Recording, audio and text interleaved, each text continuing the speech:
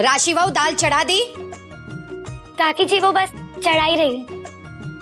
ये मैंने दाल धो दी है, और हाँ, नमक और हल्दी डालना भूलना नहीं। लो, अब नमक हल्दी डालने के लिए भी तुम्हें कहना पड़ेगा राशि? मोटा भाभी, सच्ची बात कहूं, कुकर का नाम सुनते ही ना राशि को कुकर कांड याद आ जाता है।